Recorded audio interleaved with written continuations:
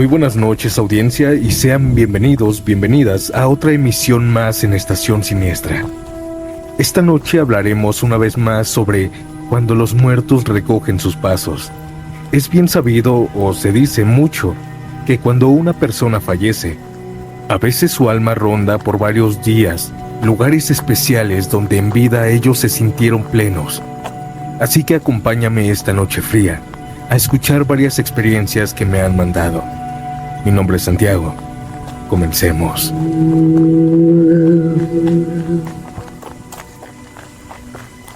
Tengo 20 años y hay algo que me pasó que todavía no puedo explicar, pero que me hizo creer que las personas que amamos no se van de golpe.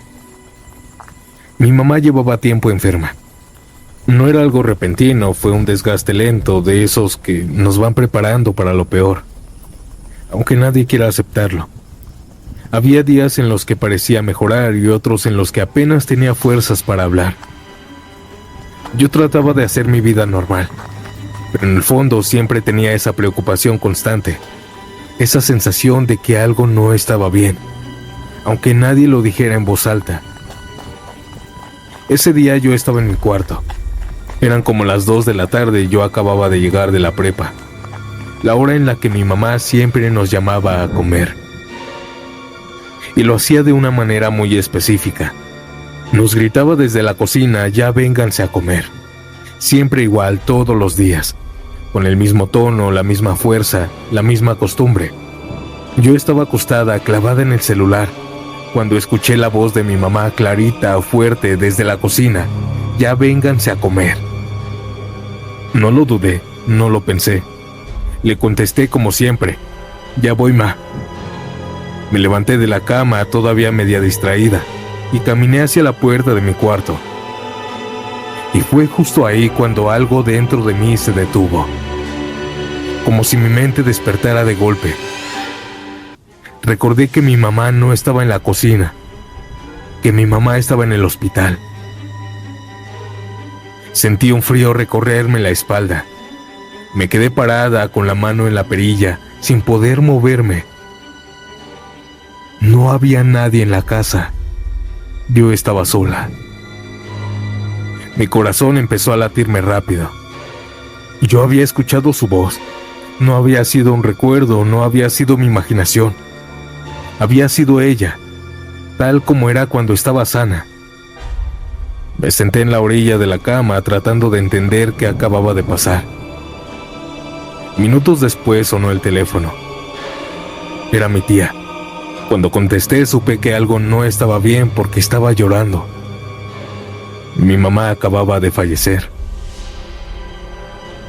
Sentí que el mundo se me caía encima. Lloré como nunca antes había llorado. Pero entre todo ese dolor, había algo que no me dejaba en paz. Su voz llamándome a comer. Como siempre, como cuando estaba bien, como cuando todo era normal. Con el paso de los días empecé a entenderlo de otra manera. No vino a asustarme, no vino a despedirse con palabras tristes. Vino a decirme adiós. Vino a hacer lo que siempre hacía. Vino a llamarnos. Vino a sentirse en casa una última vez. La historia que les voy a contar ocurrió en Tepetlixpa, Puebla, ya hace muchos años, cerca de los 90s. Cuando ese lugar todavía era un pueblo de verdad. No lo digo por romantizarlo, lo digo porque era otro mundo. La mayoría de las calles eran de tierra. Cuando llovía se hacía un lodazal tan grande que ni siquiera te daban ganas de salir. Además tardaban días en secarse. La gente se movía a caballo, a burro, a pie, la mayoría, no todos. Las tardes también olían a leña, a maíz cocido, a ganado. Todos se conocían por nombre, por apodo o por su familia. Yo tenía 15 años en ese entonces. Y fue el año en el que aprendí que los muertos no siempre se van de inmediato. En mi pueblo decían que cuando alguien muere sin despedirse, su alma vuelve a recorrer los mismos caminos que anduvo en vida. No para asustar, no para llevarse a alguien, no para hacer daño. Decían que regresaban a recoger sus pasos. Obviamente yo, joven, no creía en eso, hasta que murió mi abuelita.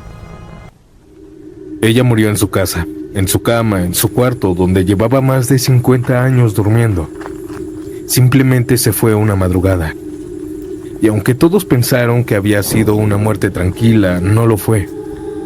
Porque después de su entierro, varias personas comenzaron a verla.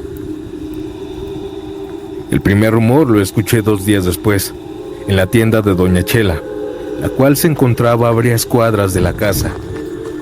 Yo estaba comprando pan cuando escuché que Doña Chela me dijo: ayer vi a tu abuelita, hijo, ¿la saludas? Ella no lo dijo con miedo, no sabía, lo dijo normal. ¿Cómo que la vio?, pregunté yo. Sí, mijo, anoche cuando estaba cerrando la vi. Iba despacito por el camino de las huertas, me saludó, pero yo ya no alcancé a saludarla. Me reí pensando que estaba confundiendo a mi abuelita con otra persona, pues mi abuelita llevaba 2 días muerta. No le dije nada. Pensé que quizá nadie le había avisado aún. En ese tiempo no habían teléfonos en todas las casas. Las noticias se corrían de boca en boca. Pero los encuentros siguieron. Un vecino dijo que la vio sentada en una banca, a la orilla del parque en el centro del pueblo. Dijo que le pidió que le diera tantita agua mientras iba caminando. Eso fue cerca de la 1 de la tarde. Eso nos pareció extraño. Aquel vecino estaba aterrado porque él sabía que estaba muerta. Otra vecina también la vio, una vecina de la esquina. Juró que cuando salió a barrer afuera, vio a mi abuelita barriendo como cada mañana lo hacía a las 6 de la mañana. Mi abuelita vio que la vio y hasta la saludó como siempre, con una sonrisa y con la mano. Todos decían lo mismo. Hablaba normal, sonreía, caminaba despacio, como lo hacía en vida. Parece que ella no se ha dado cuenta que ya falleció. Sin embargo, no solo fueron chismes. Un día yo mismo la vi, o eso creo. Iba de regreso de la escuela cuando la vi a lo lejos, caminando por la vereda que llevaba a las milpas. Era irreconocible. Tenía su rebozo gris, su falda larga y su paso cansado de siempre. Abuela, le grité. Ella no se detuvo. Entró a la milpa y yo me quedé ahí, sin saber qué hacer. Cuando corrí para alcanzarla, ya no estaba nadie. Cada persona que la había visto, la había encontrado en un lugar donde pasó mucho tiempo en vida. La tienda, el centro, la vereda de las milpas, afuera de la casa. Era como si estuviera recorriendo su vida por última vez. En Tepeclixpa, donde aún todavía vivo, todavía se dice que cuando alguien muere sin despedirse, su alma siempre regresa. La experiencia me pasó cuando yo trabajaba como guardia de seguridad en una fábrica de empaques, a las afueras del municipio donde vivo. En ese entonces yo tenía 26 años y llevaba apenas 1 año trabajando ahí. El turno nocturno era pesado, pero me gustaba porque era tranquilo y porque se ganaba un poquito más. Éramos 5 guardias por turno. Cada uno tenía su zona. Uno que se quedaba en la caseta, otro revisaba los patios, otro las oficinas, los almacenes y otro hacía rondines generales. Y entre nosotros estaba Héctor. Héctor era el más viejito del grupo. Tenía como 60 y tantos años. Era gordito, chaparrito, no pasaba del 1,60 m. Y siempre caminaba despacio. No por flojo, sino porque decía que ya no estaba para andar corriendo. Él estaba muy gordito, los cachetes caídos y el cabello ya casi todo blanco. Siempre usaba su gorra azul todos los días.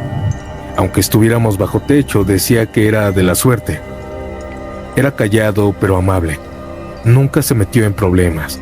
No le gustaba chismear, no le gustaba burlarse, no le gustaba molestar a nadie. Pero lo que más lo caracterizaba era que tomaba mucho. Casi todos los días llegaba crudo. Pero aún así en el trabajo era bueno. Héctor hacía los rondines igual, exactamente igual todos los días. Salía a la misma hora, caminaba por los mismos pasillos, se detenía en el mismo punto, revisaba las mismas puertas, anotaba lo mismo en su libreta. Decía que así se le iba la noche más rápido. Si cambio la rutina, siento que el turno no se acaba nunca, nos decía. Y la verdad era cierto. Un turno nocturno, Héctor no llegó. Eso ya era raro. Él nunca faltaba. Nosotros pensamos lo obvio, que quizás se la siguió. Pero a las 7 de la mañana llegó el supervisor y nos reunió. Muchachos, Héctor acaba de fallecer.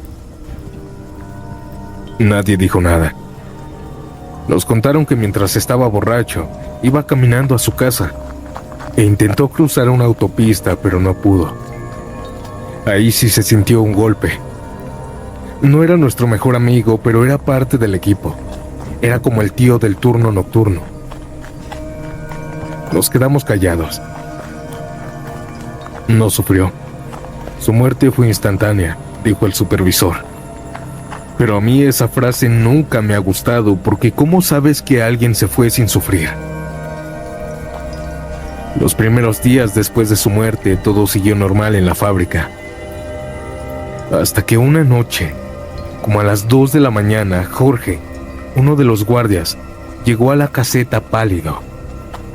Oigan, Héctor ya volvió, lo dijo con un tono de miedo. Yo me reí burlándome. No seas tonto, con eso no se juega. Se los juro, lo acabo de ver caminando por el pasillo del almacén, dijo. Seguro estaba cansado mi compañero. Seguro que no era él. Nadie le creyó. Pero al día siguiente, otro compañero dijo algo parecido. Dijo que vio a alguien pasando por el patio, que pensó que era Héctor, que caminaba igual, que se veía igual. Yo empecé a sentir un cosquilleo raro en el estómago. Las cosas se empezaron a acumular. Uno lo vio subiendo las escaleras, otro lo vio cruzando el pasillo largo, y dijo que hasta el fondo, mientras estaba él caminando, comenzó a desaparecer. Otro dijo que lo vio de espaldas revisando una puerta, como siempre lo había hecho.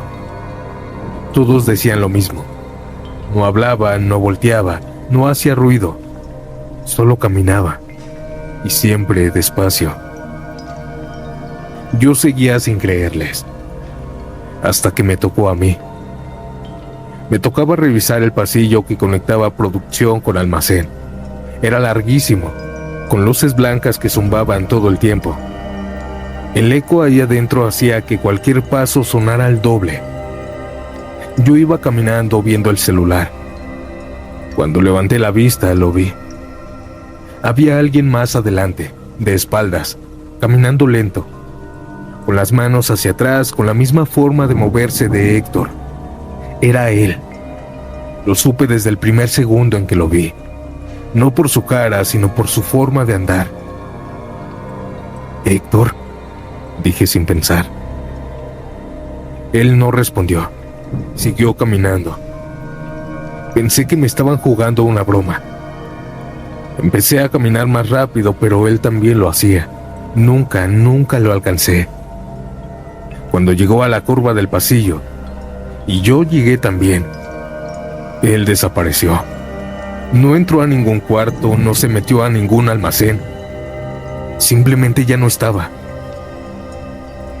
Esa noche no dije nada, pero a partir de ahí lo empecé a ver más seguido. Una vez de frente hacia mí, venía caminando. No levantaba la cara, tenía esa misma gorra de siempre. Yo me quedé helado al verlo. Sentí un miedo increíble que nunca se los desearía a ustedes. Me quedé ahí como estatua, y Héctor pasó a un lado de mí. Cuando pasó sentí un frío terrible por todo mi cuerpo, frío de verdad, no como el aire acondicionado. Fue como si alguien hubiera abierto una puerta al invierno. Cada encuentro comenzó a volverse aterrador, no solo para mí, sino para todos. Y si se preguntan qué pasaba con las cámaras, esto era lo extraño. Pues nosotros lo veíamos, pero cuando revisábamos las grabaciones, no había exactamente nadie. Simplemente nuestras reacciones. Las cámaras poco a poco empezaron a fallar. Se activaban los sensores de movimiento en pasillos vacíos. Aparecían sombras caminando, pero nunca se veía él. Nosotros ya íbamos al trabajo con miedo. Una noche el supervisor nos reunió. Ya basta, no quiero más bromas, nos dijo. No son bromas, dijimos todos. Ahí fue cuando nos dimos cuenta que todos lo habíamos visto. No uno, no dos, todos. A mí me tocó verlo una última vez. Eran como las 4:30 de la mañana. Yo ya estaba cansado, con sueño. Ya quería que se acabara el turno. Iba caminando por el pasillo central, haciendo algún rondín, cuando nuevamente lo vi venir de frente. Él no levantaba la cara, caminaba lento, derecho. Yo no parpadeé. Cuando estuvo lo suficientemente cerca, noté algo raro en él. Aquella luz, la luz que estaba tan blanca, no lo tocaba. Era como si estuviera fuera de ella. Y nuevamente pasó junto a mí. Sentí que algo se me iba del cuerpo, no supe qué, pero algo se me fue. Después de eso ya nadie lo volvió a ver. Pero durante semanas los sensores seguían activados. Las cámaras seguían captando sombras. Y siempre en los mismos horarios, los mismos pasillos que a él le tocaban. Un compañero dijo algo que nunca se me va a olvidar. Héctor no estaba espantándonos. Estaba simplemente terminando su turno. Desde entonces creo en eso. Hay personas que mueren y regresan. Recogen sus pasos, eso es lo que dicen. Hacen su rutina, hacen sus cosas, recorriendo los lugares que fueron su vida. ¿Qué pensarían si les dijera que mi mejor amigo recogió sus pasos antes de morir? Mi nombre es Luis, y esta historia ocurrió en mi localidad ya hace varios años. Este relato me gusta porque todavía al día de hoy no he podido encontrarle una explicación lógica. Y porque desde entonces creo firmemente que algunas personas saben cuándo se van a ir. Yo crecí con Javier. Fuimos vecinos desde niños. Pero más que eso, fuimos hermanos de otra sangre. Con solo decirles que comenzamos a ir juntos a la primaria, a la secundaria, a la preparatoria. Jugábamos fútbol en el mismo equipo y nos metíamos en problemas juntos. Éramos inseparables. Cuando crecimos, cada quien tomó su camino. Yo empecé a trabajar en una maderería del municipio. Entregaba tablas, polines, vigas y por lo mismo conocía a casi toda la gente de la localidad. Por otro lado, Javier se metió a trabajar en construcción. Se lo llevaban a obras grandes, a diferentes estados. Nosotros cada fin de semana nos reuníamos y tomábamos algo. Pero un día todo cambió. Javier tuvo un accidente en su trabajo. Nadie supo exactamente cómo pasó, solo que una pieza pesada le cayó en la cabeza.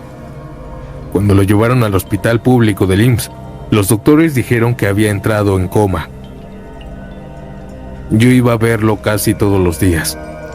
No hablaba, no se movía, no reaccionaba. Estaba en estado vegetativo. Yo me sentaba a su lado y le contaba cosas de la localidad, de los partidos, de los chismes, de la vida. Le decía que tenía que despertar, que su familia estaba muy angustiada por él, que todavía nos faltaban muchas cosas por hacer. Y aunque no respondía, yo sentía que me escuchaba. Durante esas semanas, mientras él estaba en coma, yo seguí trabajando. Entregaba madera en distintas partes del municipio. Sin embargo, los últimos días en que él estuvo en coma, comenzaron a pasar cosas muy extrañas. La primera vez fue con don Rogelio, un señor que siempre me compraba tablas. Oiga, ¿y Javier cómo sigue?, me preguntó. Pues delicado, sigue en coma, le dije. Don Rogelio me miró algo confundido. Me dijo que como en coma, si él lo vio ayer caminando por la calle felizmente. Pensé que estaba confundiéndolo. No, don Rogelio, él está internado. Muchacho, te juro que era él, me dijo. Yo no le di importancia, pero al día siguiente, en otra entrega, una señora me dijo: pobrecito de tu amigo, se veía bien triste ayer. ¿Cómo? ¿Lo vio? Me dijo que sí, que estaba parado afuera de su casa, mirando la calle. No hablaba con nadie. Empecé a sentir un hueco en el estómago. Aquellos comentarios siguieron. Uno decía que lo había visto sentado en las gradas del campo de fútbol, viendo jugar a los equipos. Otros aseguraban que lo veían caminando por la calle. Un vecino dijo que lo había visto en la azotea de su casa, recargado en un muro, mirando hacia abajo.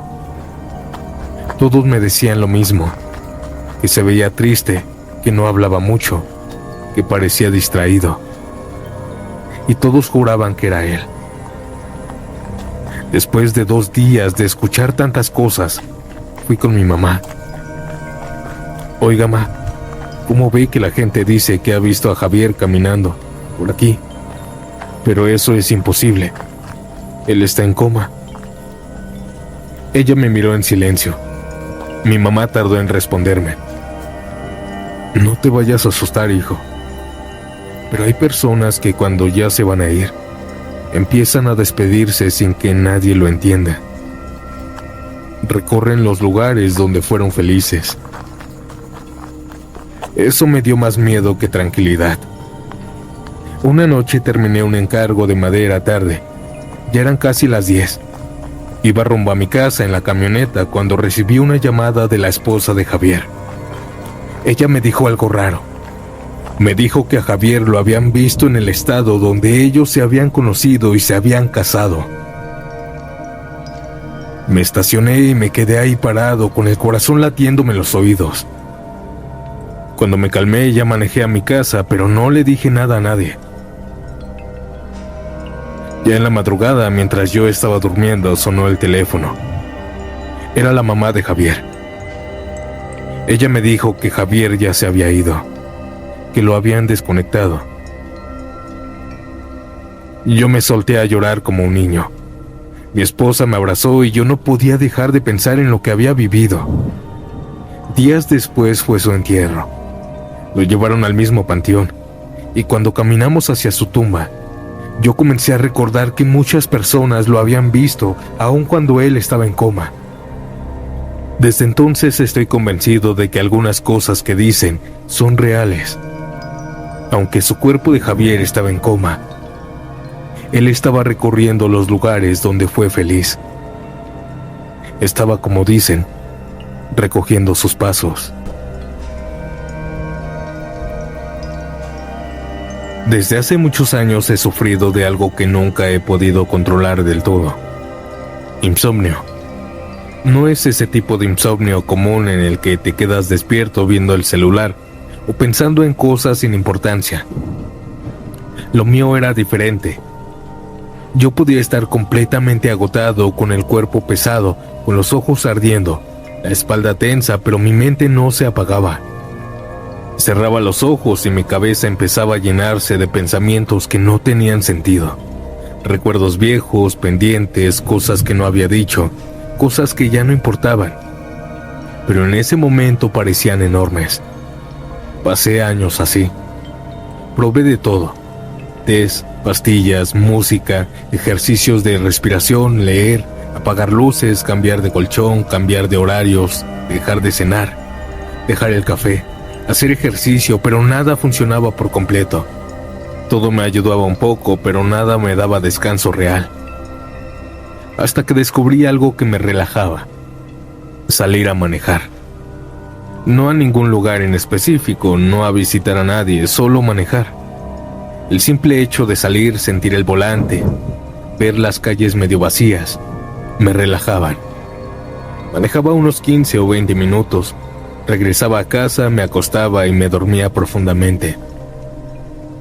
Eso se volvió mi rutina. Esa noche, el insomnio me agarró fuerte. Eran casi la 1 de la mañana cuando entendí que no iba a poder dormir. Ya llevaba más de 1 hora dando vueltas en la cama, cambiando de posición, suspirando, levantándome por agua, mirando el techo. Nada. Así que hice lo de siempre. Me levanté, agarré mis llaves, me puse una chamarra y salí. No tenía ningún destino, solo quería despejarme. En ese entonces era el año 2009. En ese tiempo las calles eran más tranquilas de madrugada. No había tanto tráfico, no había ruido, todo se sentía vacío, más lento. Avancé despacio, sin prisas, con la ventana medio bajo. El aire frío me ayudaba a despejarme. Las luces tenues de los postes de las casas me daban una tranquilidad enorme. Yo iba completamente tranquilo hasta que llegué a un semáforo. Y ahí fue cuando vi a alguien. Al principio pensé que me estaba confundiendo. Era un muchacho que iba cruzando la calle, justo enfrente del semáforo. Caminaba tranquilo, sin prisas, pero cuando se acercó a la luz de mi carro lo reconocí. Era Mauricio, un amigo mío al que no veía desde hace medio año. Nos habíamos dejado de ver porque cada quien tomó su camino, ya saben, la familia. Cuando lo vi me dio gusto, mucho gusto. Le toqué el claxon. Él volteó y también se sorprendió. Me miró, me sonrió y se acercó a mi carro. Yo estaba sorprendido de verlo ahí, a esa hora, en ese lugar. No era común. Nos reconocimos de inmediato. Yo le pregunté que qué hacía ahí. Él me dijo que estaba caminando. Eso me pareció muy raro. Pero a veces uno hace cosas raras de noche, como yo. Le ofrecí llevarlo a su casa, pero él me dijo que no podía llegar, que mejor me acompañaba a mí y que después lo regresara ahí mismo. Así que se subió al carro y arrancamos. Durante esos 20 minutos hablamos como si el tiempo no hubiera pasado. Recordamos cosas de cuando éramos más jóvenes, de más amigos, de fiestas, de tonterías importantes en su momento. Hablábamos de nuestras familias, de cómo nos estaba yendo en la vida y de lo que habíamos hecho en esos meses. Yo le conté lo del insomnio. Le conté que llevaba años sin dormir bien, que eso de manejar apenas lo había descubierto. Él solo me escuchaba con atención, sonriendo. Noté algo un poco extraño en él. Él siempre había sido muy nervioso, pero en esta ocasión se le notaba la calma. Hablaba lento, como si no tuviera prisa, como siempre. Como si el tiempo no le importara. Esto me daba tranquilidad. Me sentí muy tranquilo, más de lo normal. Cuando pasaron los 20 minutos de una charla tan extensa y tan genial, él me pidió que lo dejara donde lo había encontrado, en el mismo semáforo. Me pareció extraño, pero acepté. Me estacioné y antes de que se bajara le pedí su número. En ese tiempo no había WhatsApp, o si existía no era tan común. Me dio su número de su casa. Yo lo anoté y nos despedimos. Me dijo que le había dado gusto verme. Yo le dije lo mismo y se bajó. Cerró la puerta y empezó a caminar. Yo me quedé ahí unos segundos viéndolo. Luego arranqué y llegué a mi casa. Me acosté y me quedé profundamente dormido. Al día siguiente, por la tarde-noche, después de trabajar, me acordé de él. Pensé que sería buena idea marcarle. Saqué el papelito donde había anotado el número y le marqué. Al otro lado de la bocina contestó una mujer. Le pregunté por Mauricio, pero hubo un silencio, seguido de un "¿Quién lo busca?". Le dije que era un amigo, pero entonces me dio una noticia. Me dijo que Mauricio había fallecido, que llevaba 3 días muerto. Yo pensé que era una broma de muy mal gusto. Le expliqué que yo lo había visto la noche anterior. Le conté que había estado conmigo, que habíamos hablado, que había subido a mi carro. Pero ella se molestó. Me dijo que no jugara con eso, que estaban de luto, que no era momento para bromas. No supe qué decir y solo le pedí que me dejara ir a su casa. Ella aceptó. Cuando llegué a su casa pensé que iba a ver a mi amigo burlándose de mí.